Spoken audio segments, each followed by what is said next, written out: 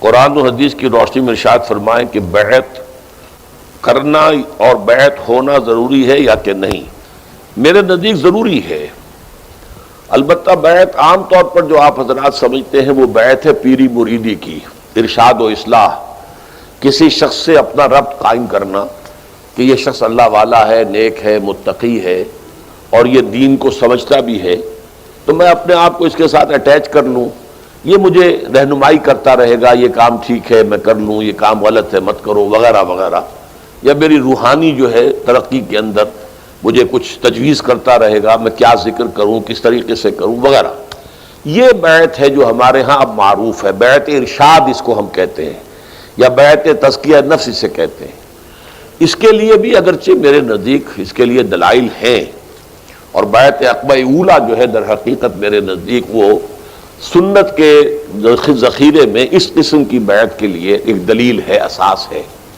لیکن جس بیعت کا ہم ذکر کر رہے ہیں وہ بیعت بالکل مختلف ہے، وہ بیعت ہے بیعت جماعت، کسی جماعت میں شامل ہونے کے لیے بیعت کرنا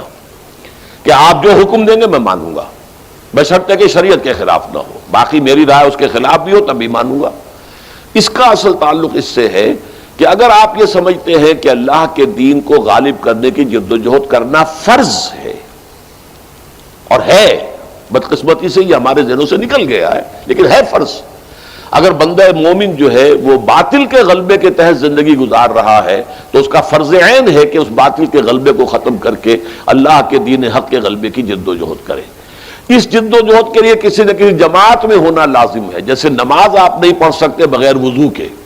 ایسے ہی یہ جدوجہد بغیر جماعت کے نہیں ہو سکتی۔ اس جماعت میں شامل ہونے کا ایک طریقہ یہ ہے کہ اللہ کے کسی ایسے بندے سے جس سے آپ متفق ہوں کہ اس کا طریقہ کار بھی صحیح ہے، یہ آدمی بھی صحیح ہے، یہ راستہ جانتا بھی ہے، میں اپنے آپ کو اس کے ساتھ اٹیچ کرتا ہوں، میں اس کا ساتھی ہوں، یہ جو کہے گا میں کروں گا۔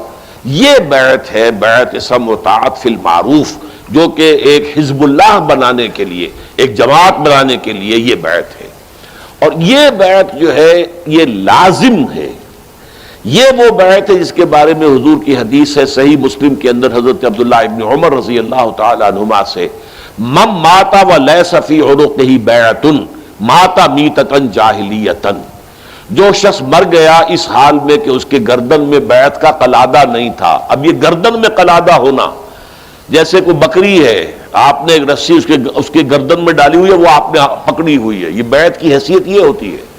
آپ نے وہ آپ کے ہاتھ میں رسی ہے، بکری ادھر ادھر نہیں جا سکتی۔ اسی طرح آپ نے کسی کی بیعت کی ہے تو اب آپ اس کے تابع فرمان ہو گئے، اس کا حکم آپ کو ماننا پڑے گا، بالکل جیسے کہ آپ کے گردن میں وہ ایک جو ہے وہ پڑی ہوئی ہے، قلادہ پڑا ہوا اور اس کا جو سرا ہے وہ شخص کے ہاتھ میں ہے۔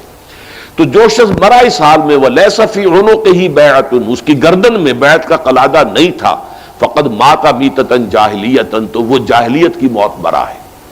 لیکن اس حدیث کو میں جو اس کی وضاحت کرتا ہوں وہ یہ کہ دو ہی شکلیں ممکن ہیں، یا تو مثلا جیسے ہمارے پڑوسی ملک افغانستان میں کہ ایک ملک ایسا ہے جس میں کہ بیعت کی بنیاد پر نظام حکومت قائم ہے، اب وہ امیر المومنین ہے ملا عمر صاحب، ان کے ہاتھ پر بیعت ہے، یا جیسے کہ حضرت عمر فاروق کے ہاتھ پر بیعت تھی، حضرت ابو بکر کے ہاتھ پر بیعت تھی،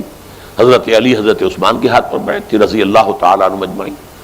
یا تو یہ بیعت ہوگی، اچھا فرض کیجئے نظام نہیں ہے، نظام باطل کا ہے، سیکولر نظام ہے، ملحدانہ نظام ہے، کافرانہ نظام ہے، تو وہ اسلام کا نظام کیسے آ جائے گا جب تک کہ جدوجہد نہ ہو؟ جدوجہد کیسے ہوگی جب تک جماعت نہ ہو؟ تو جو جماعت کا امیر ہوگا اس سے بیعت کی جائے گی۔ تو ظاہر بات ہے دو کے سوا تیسری شکل کوئی نہیں، یا تو اسلامی نظام قائم ہے تو اس کا جو امیر ہے سربراہ ہے اس کے ہاتھ پر بیعت، قائم نہیں ہے تو قائم کرنے کی جد و جہد کرنا فرض عین ہے، اس کے لیے کسی ایسی جماعت کے امیر سے بیعت کہ جو جد و جہد کر رہی ہو اور اس پر بیعت کر کے آپ اس میں شامل ہو جائیں۔ اس اعتبار سے میرے نزدیک یہ بیعت جو الفاظ آئے ہیں من مات ولیس فی عنقہ بیعۃ مات میتۃ جاہلیۃ، 100% صحیح ہے، درست ہے، اور اس میں کوئی استثناء موجود نہیں ہے۔